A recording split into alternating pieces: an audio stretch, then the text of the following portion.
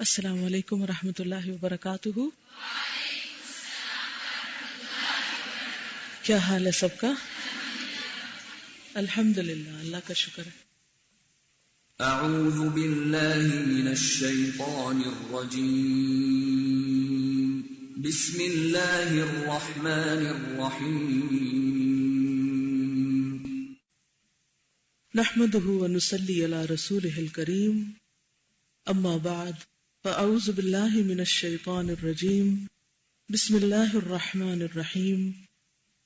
رب اشرح لی صدری ویسر لی امری واحلل عقدۃ من لسانی یفقہوا قولی. فصل 79 زنا کے مفاسد، صفحہ نمبر 361. مفاسد مفسدہ سے ہے، فساد سے، خرابیاں، بگاڑ. زنا کے مفاسد نہایت خطرناک ہے، یعنی زنا کی وجہ سے جو بگاڑ پیدا ہوتا ہے معاشرے کے اندر، اور جو خرابیاں اس کے نتیجے میں سامنے آتی ہیں، وہ بہت خطرناک ہے، ڈینجرس ہے، ہارمفل ہے. اس سے دنیا میں بڑی بڑی خرابیاں پیدا ہوتی ہیں، ایسی خرابیاں جو مصلحت نظام عالم، یعنی پوری دنیا کا جو نظام ہے اس کی جو مصلحت ہیں، جو مقاصد ہیں، حفظ انساب یعنی حسب نسب جو ہے انسان کا، اس کی جو حفاظت، تحفظ آبرو یعنی آبرو کی حفاظت، صیانت، حرمت اور عفت و عصمت یعنی پاکیزگی، اس کے سراسر خلاف اور منافی ہیں. یعنی ان تمام چیزوں کے خلاف جاتا ہے زنا. ہر انسان کی بیوی، بیٹی، بہن اور ماں کی عصمت خطرے میں پڑ جاتی ہے، اور سخت ترین عداوتیں اور بغض اور کینہ پھیلنے کا اندیشہ رہتا ہے، یعنی باہمی تعلقات بھی خراب ہوتے ہیں، قتل و غارت تک نوبت جا پہنچتی. زنا ان تمام خرابیوں کی جڑ ہے، اور ان خرابیوں سے بچنے کی راہ میں زبردست رکاوٹ ہے. ان خرابیوں سے بچنے کے راستے میں بہت بڑی رکاوٹ ہے، یعنی دشمنی اور بغض اور عداوت اور قتل کے. زنا سے دنیا کی خرابیاں وابستہ ہیں. قتل و خون ریزی کے مفاسد کے بعد زنا کے مفاسد کا درجہ ہے. یعنی انسانی حقوق میں سب سے بڑا جرم کیا ہے؟ کسی کی جان لینا. اس کے بعد دوسرا جرم زنا، کسی کی عزت و عصمت کو لوٹنا. اس لیے قتل کے گناہ کے بعد زنا کے گناہ کا درجہ رکھا گیا ہے. اور اللہ تعالیٰ نے اپنی کتاب اور اس کے رسول صلی اللہ علیہ وسلم نے اپنی سنت میں قتل کے ساتھ ہی ساتھ زنا کا ذکر کیا ہے. امام احمد فرماتے ہیں وَلَا أَعْلَمُ بَعْدَ قَتْلِ النَّفْسِ شَيْئًا أَعْظَمُ مِنَ الزِّنَا. قتل نفس کے بعد زنا سے بڑا گناہ میں کسی گناہ کو نہیں سمجھتا. اور اللہ تعالیٰ نے زنا کی حرمت اور ممانعت کی توضیح اور تاکید کس قدر وضاحت کے ساتھ پیش کی ہے. ارشاد باری تعالیٰ ہے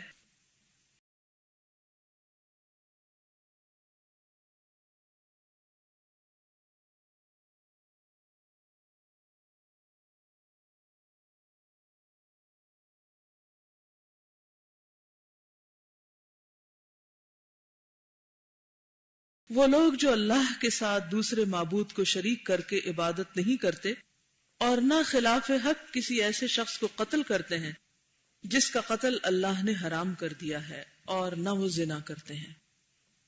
یعنی شرک، اللہ کے حقوق میں حق تلفی، قتل انسانی حق میں حق تلفی نمبر 1، اور زنا دوسرے درجے کی خرابی. تو عباد الرحمن ان خرابیوں سے مبرہ ہوتے ہیں، دور ہوتے ہیں. اللہ تعالیٰ نے اس آیت میں زنا کو شرک اور قتل نفس کے ساتھ بیان کیا ہے. اس جرم کی سزا اللہ تعالیٰ نے خلود فی النار اور سخت ترین ذلت آمیز عذاب قرار دی ہے. بندہ جب تک اس سزا کے موجب اور سبب کو توبہ نصوح کون سی ہوتی ہے؟ خالص توبہ، سچی توبہ، واقعی توبہ، اور ایمان اور عمل صالح سے دفع نہ کرے، اس جرم کی سزا سے اس کی رستگاری ممکن نہیں، بچاؤ ممکن نہیں. ایک دوسری جگہ اللہ تعالیٰ کا ارشاد ہے،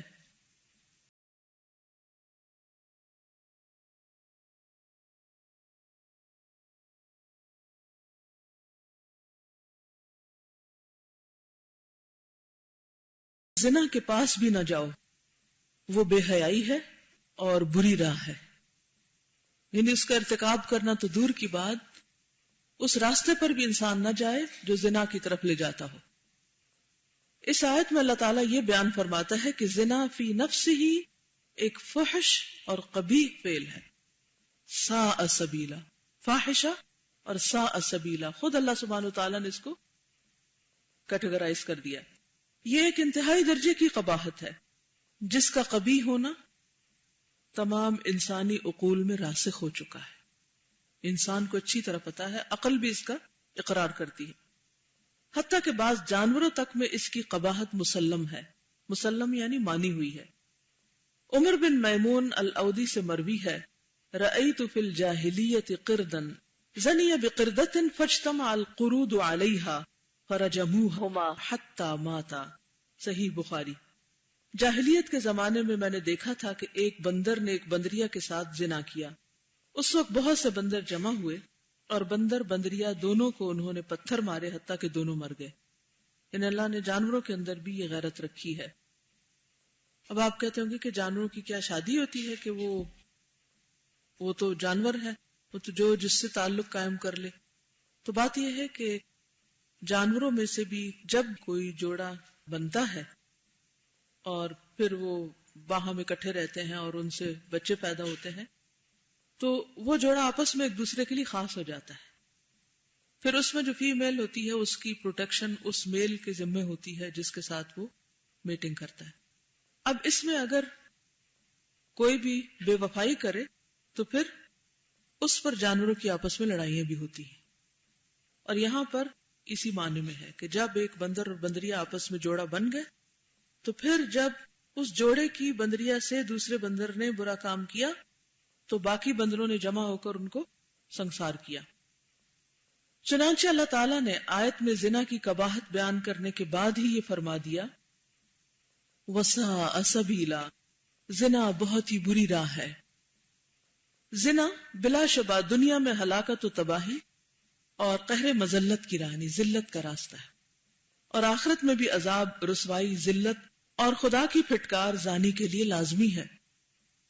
باپ کی بیوی سے چونکہ نکاح کرنا حد سے زیادہ قبیح اور مذموم ہے، اس لیے اللہ تعالیٰ نے خصوصی طور پر قرآن میں اس کی مذمت فرمائی ہے. وہ بے حیائی ہے اور خدا کی خفگی کی چیز ہے اور بری راہ ہے. یعنی اس پر اللہ سبحانہ وتعالیٰ ناراض ہوتا ہے، خواہ وہ نکاح ہی کیوں نہ ہو. تو وہ نکاح بھی زنا برابر ہے، بلکہ اس سے بھی بدتر ہے. دوسرے مقام میں بندوں کی فلاح اور نجات اللہ تعالیٰ نے شرمگاہوں کی حفاظت کے ساتھ معلق فرمائی ہے. یعنی جب تک شرمگاہ کی حفاظت نہ کی جائے اس وقت تک انسان کامیاب نہیں ہو سکتا. تو گویا جو حفاظت نہیں کرتا وہ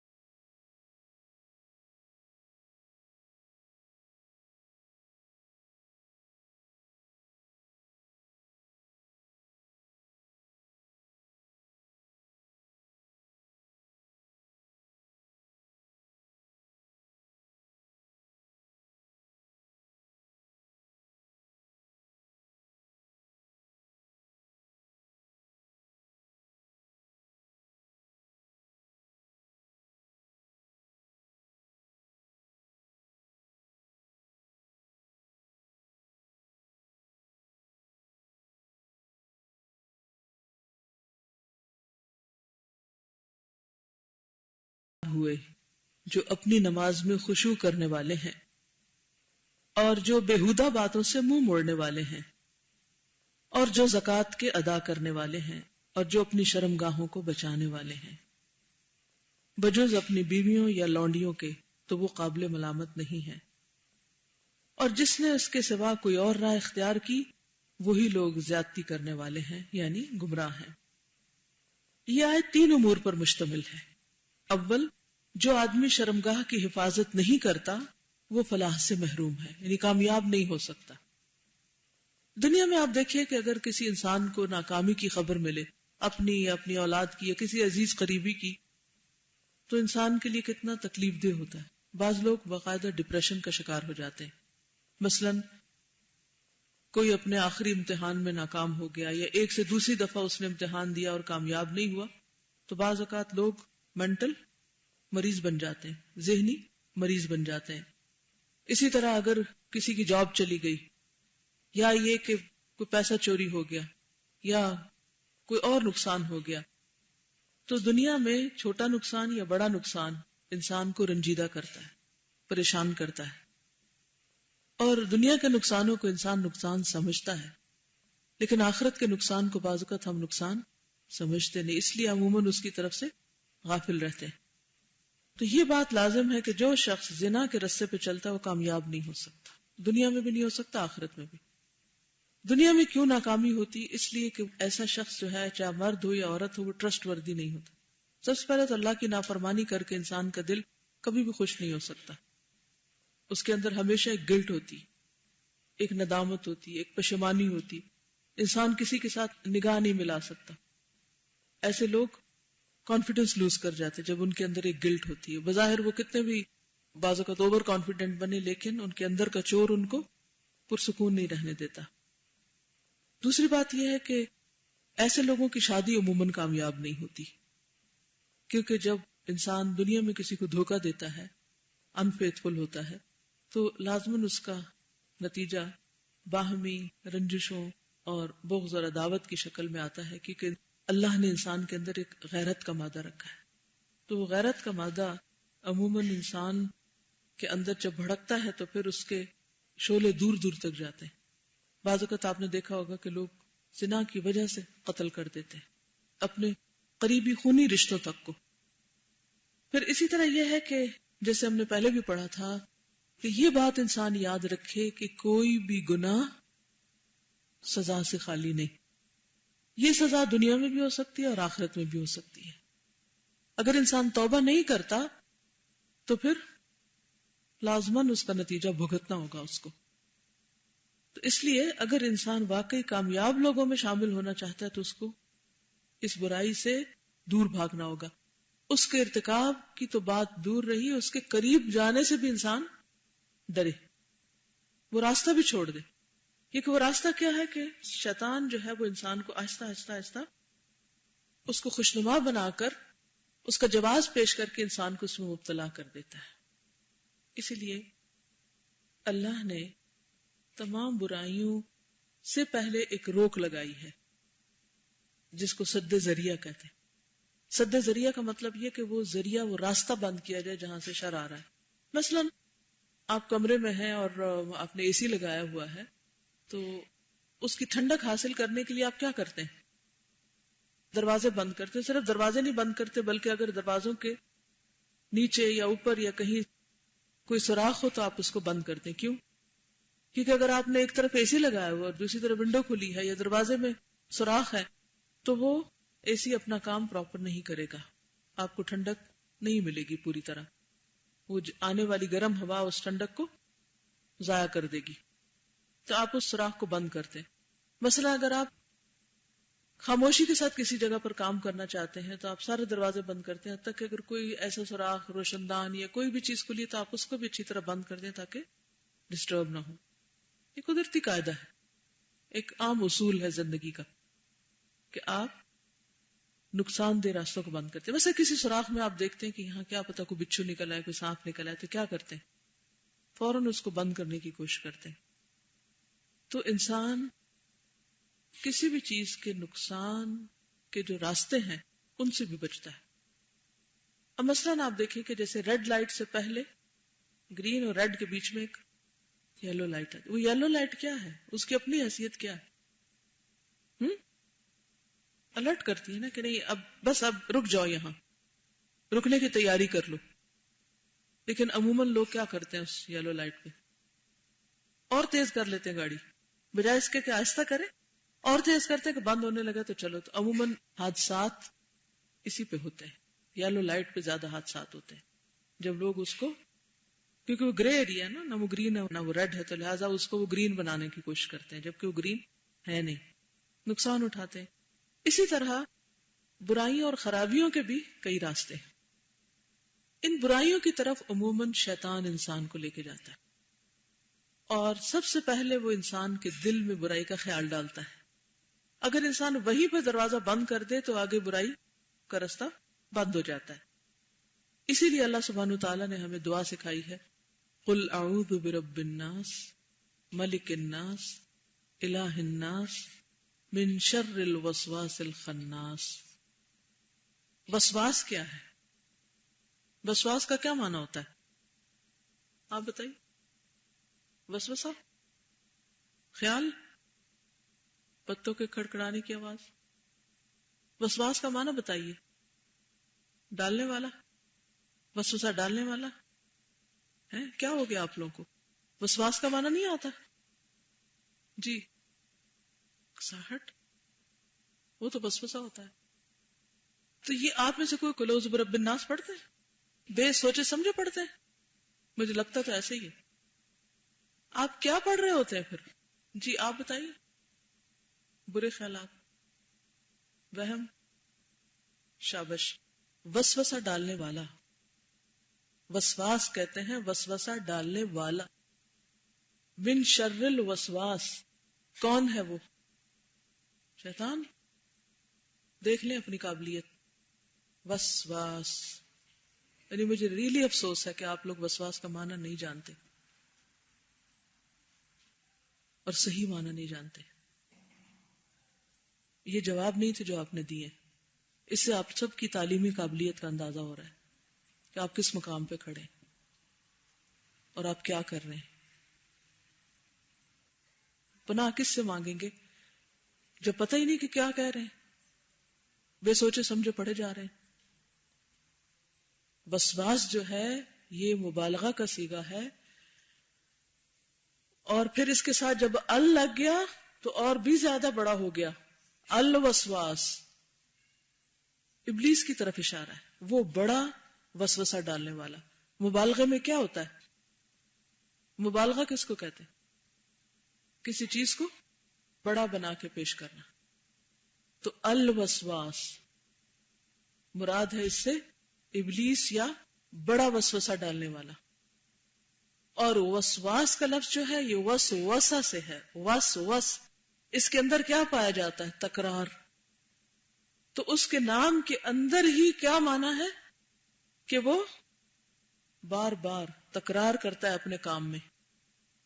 اور پھر الخناس، خناس کا کیا معنی ہے؟ پیچھے ہٹ جانے والا، بار بار پلٹ کر آنے والا. یعنی صرف پیچھے ہٹنا نہیں، ریٹریٹ نہیں، بلکہ پھر پیچھے جا کے کب پیچھے جاتا ہے؟ جیسے حدیث میں آتا ہے کہ اذا ذکر اللہ خنسہ، جب اللہ کا ذکر کرتا ہے انسان تو وہ ڈرتا ہے، پیچھے ہٹ جاتا ہے. پچھلی دفعہ ہم نے پڑھا تھا کہ لا الہ الا اللہ کیا کرتا ہے؟ استغفار کیا کرتا ہے؟ شیطان کے لیے تیر کی طرح ہے. جب انسان اللہ کا ذکر کرتا ہے تو اس کو تیر پڑتے ہیں. خنسہ بھاگتا ہے، جسے شہاب ثاقب تھے، بھاگتا ہے، ڈرتا ہے. اور انسان جب ذکر چھوڑتا ہے غافل ہوتا ہے، واپس آتا ہے اور بار بار آتا ہے. ہم بھول جاتے ہیں، وہ نہیں بھولتا. ہم کام چھوڑ بیٹھتے، وہ نہیں چھوڑتا. اس کے اندر سخت ڈٹرمنیشن ہے، کیونکہ اس کو تو لائف کا مشن ہی یہی ہے. اس نے تو مہلت مانگی تھی. اچھا یہ بتائیے کہ ابلیس زندہ ہے کہ مر گیا ہے؟ کون کہتا ہے کہ زندہ نہیں ہو سکتا؟ جی ہاں، صحیح عقیدہ یہی ہے کہ وہ زندہ ہے. افتتخذونہ وذریتہ اولیاء من دونی بئس للظالمین بدلا. تو ہو سے مراد کیا تم اس کو، وہ جو اصلی شیطان ہے جس نے قیامت تک مہلت مانگی تھی، اس کو اللہ نے زندگی دی ہے تاکہ وہ اپنے کام کرے، اور اس کی اولاد بھی ہے بہت، ان کو بھی اس نے اسی مشن پہ لگایا ہوا ہے. ہم تو اپنی اولادوں کو اور کام پہ لگا دیتے ہیں نا. خود اگر دین کی طرف آ بھی جائیں تو ان کو دنیا میں لگا دیتے ہیں. لیکن اس نے خود کو بھی اور اپنی اولاد کو بھی ایک ہی کام پہ لگایا ہوا ہے، اور وہ خدا دشمنی، انسان دشمنی، اور وہ انسان کے پیچھے دن رات لگا رہتا ہے، اور ایک دفعہ نہیں، دو دفعہ نہیں، ہر وقت لگا رہتا ہے، چاہے بچہ ہو، چاہے جوان ہو، چاہے بوڑھا ہو، عورت ہو، مرد ہو، امیر ہو، غریب ہو، عالم ہو، طالب علم ہو، کچھ ہو، سب کے پیچھے لگا ہوا ہے. اسی لیے کہا قل اعوذ برب الناس ملک الناس الہ الناس. اللہ تعالیٰ کی 3 صفات کا ذکر ہے، رب، ملک، الہ. ان 3 ناموں کے ساتھ اللہ کی مدد مانگی جا رہی ہے. کس سے بچنے کے لیے؟ من شر الوسواس الخناس، اس بڑے دشمن سے بچنے کے لیے جو پلٹ پلٹ کے آتا ہے. الذی، وہ جو، یوسوس، وسوسہ ڈالتا ہے، خیال ڈالتا ہے، فی صدور الناس، انسانوں کے سینوں میں، صدر میں. دل نہیں ہے، صدر ہے، کیونکہ دل کے اندر آ گیا تو اس نے تو پھر تباہی کر دی. اللہ نے اس کو بس کہاں تک کی لمٹ دی ہے؟ صدر تک. اور صدر کیا ہوتا ہے؟ جس کے اندر دل ہے. You understand? وہ مقام جہاں قلب رکھا گیا ہے، تو وہ آتا ہے اور اس مکان کے اندر تک آ جاتا ہے. اب یہ آپ پر ہے کہ آپ اس کے لیے دل کا دروازہ کھول دیں یا پھر آپ دروازہ نہ کھولیں. اگر آپ نے دروازہ کھول دیا اس کے لیے اور دل کو اس کے لیے مہمان خانہ بنا دیا، اب وہ کیا کرے گا؟ آ کے مورچے پہ قبضہ کر لے گا، اور وہاں سے پھر وہ حکم دے گا، آنکھوں کو بھی، کانوں کو بھی، زبان کو بھی، ہاتھوں کو بھی، پاؤں کو بھی. بس پھر تو وہ آپ پہ حاوی ہو گیا، پھر نہیں چھوڑتا. پھر آپ کو اللہ کے راستے سے دور لے جائے گا، پاؤں کے ساتھ بھی، اور ذہن کے ساتھ بھی، اور سوچوں کے ساتھ بھی، اور ہاتھوں کے ساتھ بھی، اور پوری کی پوری آپ کی پرسنالٹی چینج ہو کر رہ جائے گی، کیونکہ اب اس نے آپ پہ کنٹرول کر لیا. لیکن اگر آپ نے اپنے دل کی حفاظت کی ہوئی اور اس کے اندر تقوی کا نور ہے اور اس کی روشنی ہے، اور وہ آنے کی کوشش کرتا ہے اور دیکھتا ہے کہ اتنی روشنی، تو بھاگ جاتا ہے، کیونکہ اسے تو اندھیروں سے محبت ہے نا. وہ شام کا اندھیرا ہوتا ہے تو اور زیادہ پھیل جاتا ہے، ایکٹیو ہوتا ہے. رات کو وہ زیادہ کام کرتا ہے دن کی نسبت بھی. ہم تو رات کو ہم سو جاتے ہیں، وہ نہیں سوتا رات کو بھی. اسی لیے آپ دیکھیں کہ جب یہ کہا گیا قل اعوذ برب الفلق من شر ما خلق ومن شر غاسق اذا وقب، کیونکہ غاسق رات جو ہے اس کا شر زیادہ ہے، اس سے خاص طور پر پناہ مانگی گئی ہے کہ اللہ اس کے شر سے بھی بچانا. تو اب آپ دیکھیں کہ جب اندر ایمان کی روشنی، علم کی روشنی، تقوی، اخلاص للہ فی اللہ، اللہ کی محبت، اللہ پہ توکل اور یقین اور اعتماد اور اللہ کی رضا پہ راضی ہونا، انابت، بار بار اللہ کی طرف پلٹنا، یہ سب کچھ آپ کے دل کو جب زینت بخشتا ہے تو پھر کیا ہوتا ہے؟ شیطان اندر آنے سے ڈرتا ہے، بھاگتا ہے، خوف کھاتا ہے، اندر نہیں آ پاتا. لہٰذا جب آپ اس دروازے کو بند کر لیتے ہیں اور وہ صرف اپنے رب کے لیے خالص کر لیتے ہیں تو ان عبادی لیس لک علیہم سلطان، میرے بندوں پہ پھر تیرا کوئی زور بس چلتا ہی نہیں، پھر وہ کچھ نہیں کر سکتے. لیکن آپ نے اگر دروازہ کھول دیا اور اس کی باتوں کے چکر میں آ گئے، پھر وہ آپ کے دل کے اندر حرام چیزوں کی محبت ڈالے گا، حرام تعلقات کے خیال ڈالے گا. اور اگر آپ نے ان کو مزید تقویت دی، گانے سن کے، فحش مناظر دیکھ کے، حرام مجلسوں میں شرکت کر کے، نتیجہ کیا ہوگا؟ پھر وہ آپ کو اپنا ساتھی بنا لے گا، پھر وہ آپ کا کیا بن جائے گا؟ قرین. وَمَن يَعْشُ عَن ذِكْرِ الرَّحْمَنِ نُقَيِّضْ لَهُ شَيْطَانًا فَهُوَ لَهُ قَرِينٌ، پھر وہ اس کا قرین بن جاتا ہے، ہر وقت پھر وہ اس کے ساتھ رہتا ہے، پھر اس سے دوستی ہو جاتی ہے اس کی. تو اب کیا ہے؟ الذی یوسوس فی صدور الناس من الجنۃ والناس. تو اصل میں وسوسے جنوں کی طرف سے ہوتے ہیں، شیطان کی طرف سے ہوتے ہیں. الناس جو ہیں وہ لوگ ہوتے ہیں جن پر شیطان حاوی ہو چکا ہوتا ہے، اور پھر وہ اس کے اعلی کار بن جاتے ہیں، اور پھر وہ باتیں جو اس نے ان کے دلوں پہ القاء کی ہیں وہ اس کا ٹول بن کے دوسرے انسانوں کو بھی، یعنی وہ اس کی پارٹی میں شامل ہو جاتے ہیں. ایسے لوگوں کو کیا کہتے؟ حزب الشیطان. حزب الشیطان میں اس کے ممبر، اس کے رکن انسان بھی ہیں اور شیطان بھی ہیں. پھر وہ مل جل کے حملہ آور ہوتے ہیں اور انسانوں کو پوری طرح اپنے قبضے میں لے. ایسا جب دل کا حال ہوتا ہے تو پھر انسان کو اللہ کے ذکر سے چڑ ہوتی، دل مردہ ہو جاتا ہے. قرآن کی کوئی تلاوت لگائے تو پھر ان کو یوں لگتا ہے جیسے کسی نے ان کو تیر مارا ہو. وہ اس کو سٹینڈ نہیں کر سکتے. وہ پھر کیا کرتے ہیں؟ بند کرو اس کو، I don't want to listen. ذکر کی مجلسوں میں ان کا دل ہی نہیں لگتا، دین کی طرف وہ آنا ہی نہیں چاہتے. کوئی دین کی بات کرے تو وہ اس سے کوسوں بھاگتے ہیں دور، اور پھر وہ بھڑک اٹھتے ہیں. پھر ان کے اندر چنگاریاں اٹھ جاتی ہیں اور وہ دین کی بات، اللہ رسول کی بات سن کے غضبناک ہوتے ہیں.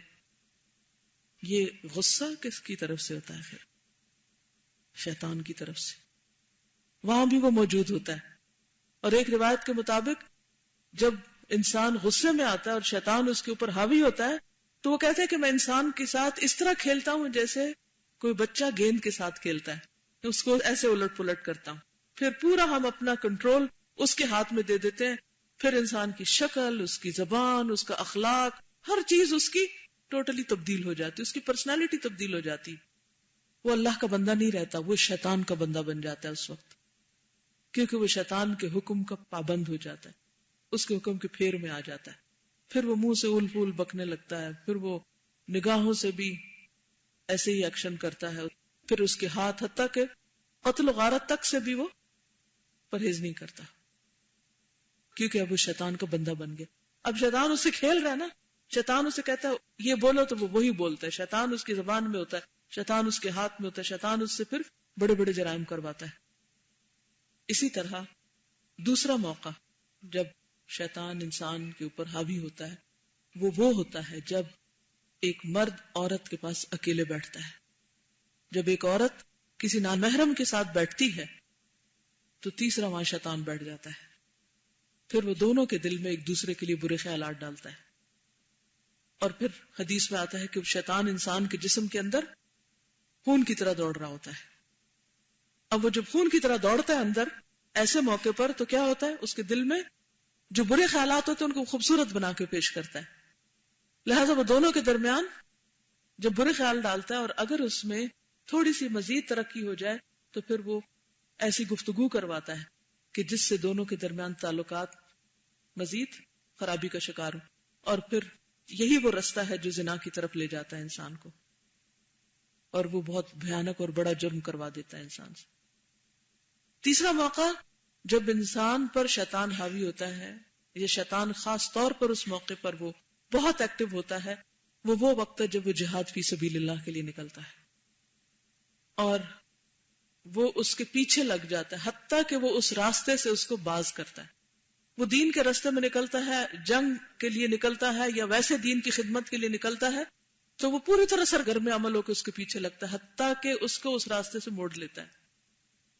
اس کے دل میں کبھی بیوی بچوں کا خیال ڈالتا ہے، کبھی اس کی اپنی عزت نفس کا خیال ڈال دیتا ہے، کبھی کسی ایسی چیز کا کہ جس کی وجہ سے وہ یعنی اس وقت تک وہ چین نہیں لیتا جب تک انسان باز نہیں آ جاتا، اس کا رخ پھیر نہیں لیتا.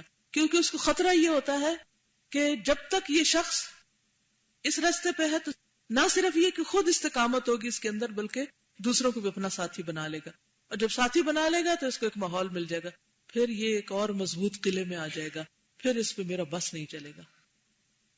لہذا وہ کیا کرتا ہے؟ اس کو ایسے ماحول سے الگ کرنے کی کوشش کرتا ہے، کبھی کسی جاب کی اٹریکشن دے کے، کبھی کسی اور کام کی اٹریکشن دے کے، حتیٰ کہ انسان دینی سرکل سے نکل کر پوری طرح دنیا کے سرکل میں چلا جاتا ہے، اور جب وہ اس میں جاتا ہے تو پھر وہ اس کو پوری طرح اپنا شکار بنا لیتا ہے.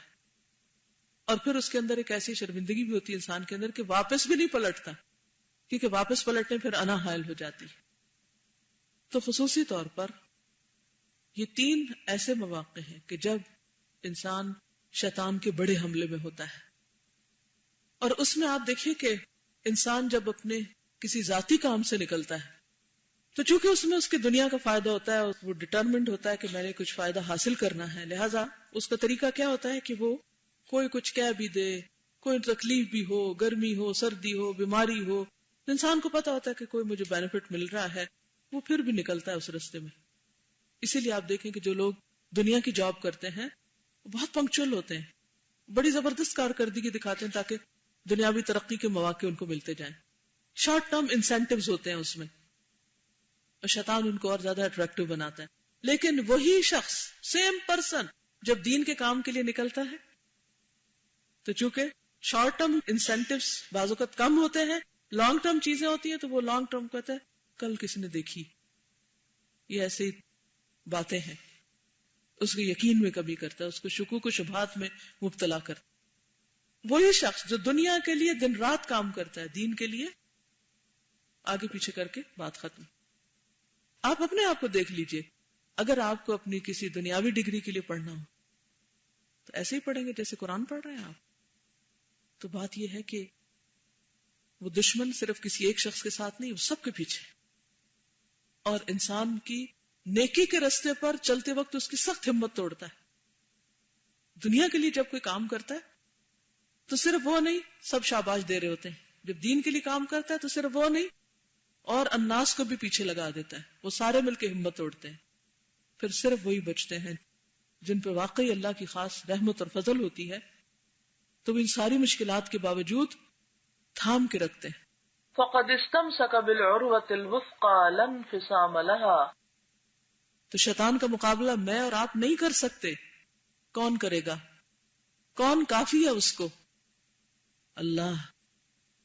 اسی لیے ہم کیا پڑھتے ہیں, قل اعوذ برب الناس. یہ نہیں کہتے میں کافی ہوں شیطان سے نبٹنے کے لیے, نہیں, قل اعوذ برب الناس ملک الناس الہ الناس.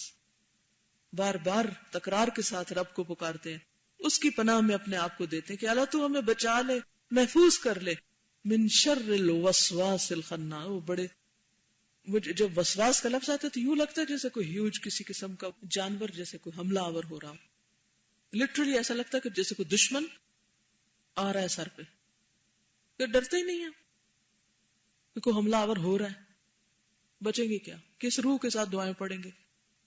من شر الوسواس الخناس الذی یوسوس فی صدور الناس من الجنۃ والناس. تو انسان بڑے بڑے گناہوں, جرائم سے بچ نہیں سکتا جب تک کہ اللہ کی مدد اس کو حاصل نہیں ہوتی, اور وہ اللہ کا سچا بندہ نہیں بنتا, اللہ کے ساتھ خالص وفاداری نہیں کرتا, اور اللہ کے سوا ہر ایک کو دل سے نکال نہیں دیتا. اسی لیے کہا نا, قل ان صلاتی ونسکی ومحیای ومماتی للہ رب العالمین.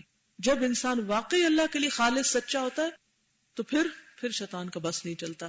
لیکن جب تک نہیں ہوتا, اللہ تعالیٰ انسان کو امتحانوں میں ڈالتا رہتا ہے اس کے اخلاص کو ٹیسٹ کرنے کے لیے. جو واقعی مخلص ہوتے ہیں وہ پار ہو جاتے ہیں اور باقی رستے میں گر پڑتے ہیں. تو ہم میں سے ہر ایک کو اپنی فکر کرنی چاہیے, دوسروں کے بارے میں نہیں, اپنے بارے میں سوچنا چاہیے کہ ہم کہاں کھڑے ہیں اور ہم ایسے مواقع پر کیا کرتے ہیں.